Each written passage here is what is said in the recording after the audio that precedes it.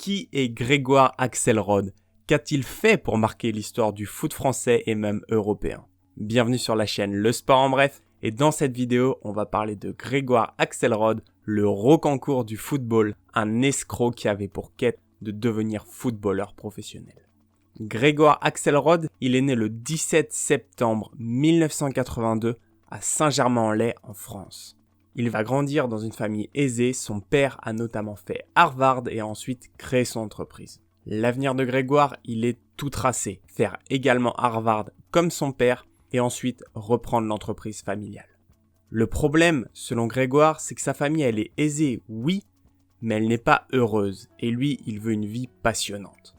Ce qui fait qu'à 10 ans, il va voir son père et il le prévient qu'il ne reprendra pas l'entreprise familiale et qu'il sera footballeur professionnel et c'est ça vraiment qu'il a envie de faire. Mais en apprenant ça, son père, il est furieux et il va interdire à Grégoire de jouer au foot de ses 10 à ses 18 ans. À partir de là, Grégoire, il va avoir qu'une obsession, montrer à son père qu'il a eu tort. Il va alors énormément s'entraîner pour atteindre cet objectif, passer des heures et des heures sur le terrain de foot. Malgré l'entraînement acharné, Grégoire, c'est un joueur correct, certes, mais il n'arrive pas à avoir le niveau pour être professionnel. Il va donc rester bloqué dans les divisions régionales. Mais pour autant, même s'il n'a pas le niveau, Grégoire, il ne se laisse pas abattre.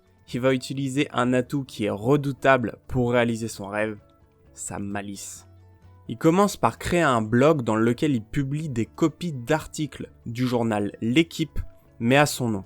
Il va notamment reprendre l'article annonçant le transfert de Nicolas Anelka vers Arsenal, disant Anelka vers Arsenal en mettant Axelrod vers Arsenal. Grégoire va également créer un profil sur le site Transfermarkt. C'est un site allemand spécialisé dans les résultats et transferts du monde du foot. Mais un jour, après avoir élaboré un petit peu tout ce stratagème, un événement va marquer un tournant dans sa vie et dans sa supercherie. Alors qu'il est joueur au Paris Saint-Germain, mais pas dans l'équipe première, bien en 5e division, une copine à lui qui travaille comme vendeuse à la boutique du PSG va lui proposer de visiter le Parc des Princes. L'accès au Parc des Princes est normalement interdit au public. Évidemment, Grégoire, il accepte aussitôt et il va en profiter pour prendre des photos de lui avec le maillot officiel du PSG floqué à son nom. Comme ça paraît assez banal et pas très utile, mais Grégoire, il a bien un truc en tête à ce moment-là. Il va réutiliser ces photos pour les mettre sur son blog et monter une histoire autour de ces photos pour ensuite aller voir des clubs professionnels pour essayer d'obtenir un contrat professionnel. Il va ensuite contacter des clubs de Premier League et de Championship de manière à obtenir un essai voire un contrat professionnel et de manière assez incroyable, un club de Championship va lui offrir un essai de 2 jours, le club de Sweden. Bien évidemment, Grégoire il accepte aussitôt la proposition, mais on peut dire que les 2 jours d'essai ne se sont pas du tout passés comme prévu. Le premier jour a été une véritable catastrophe. Il avait pas du tout le niveau pour jouer à ce niveau-là et il a pris le bouillon toute la journée. À tel point que le soir en rentrant à l'hôtel, il va passer sa nuit à regarder des vidéos pour apprendre à jouer au foot. Malgré le fait qu'il n'était pas du tout attendu pour le 2e jour de l'essai, Grégoire va quand même y aller. Et le 2e jour, on peut dire qu'il se passe quand même beaucoup mieux que le premier et il va notamment inscrire un joli but qui va être filmé par la télévision anglaise et qui va lui permettre de se crédibiliser sur son blog auprès d'autres clubs.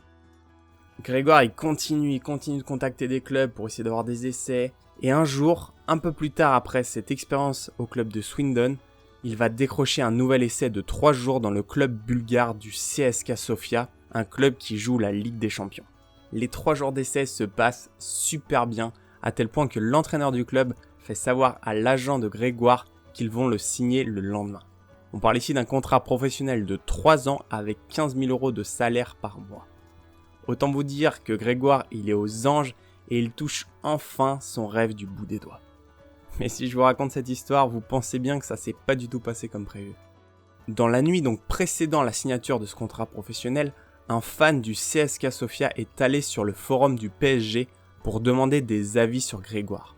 Et là, les fans du PSG sont unanimes et ils répondent tous que c'est du fake, qu'il n'est pas joueur de foot. Aussitôt, le fan du CSKA contacte des journalistes pour dire que le CSKA se fait arnaquer. Le lendemain matin, alors que Grégoire il est au courant de rien, il sait pas du tout ce qui s'est passé dans la nuit, il va arriver au petit déjeuner avec tous les autres joueurs du groupe et là l'accueil il n'est pas chaleureux, mais alors pas du tout. Et on lui indique directement qu'un taxi l'attend pour retourner en France. À ce moment-là, le rêve s'effondre pour Grégoire. Sa supercherie vient d'éclater au grand public. Il est complètement décrédibilisé aux yeux de l'Europe. Après donc avoir fait des essais pour 21 clubs dans 18 pays différents, sans jamais décrocher de contrat professionnel, Grégoire décide de partir à Toronto, au Canada, pour faire une dernière tentative. Sur place, il rencontre un joueur professionnel qui lui indique que son club recherche un attaquant. Le jour même, Grégoire effectue un essai de 2 heures qui se passe super bien et dans la foulée, il décroche son premier contrat professionnel. Après 10 ans d'acharnement, Grégoire atteint enfin son objectif.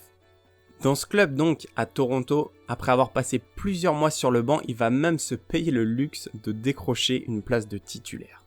Dans toute cette histoire, on peut se poser vraiment une question qui est de se demander mais comment, après autant d'essais et de tentatives, son nom n'est pas devenu connu dans les clubs professionnels.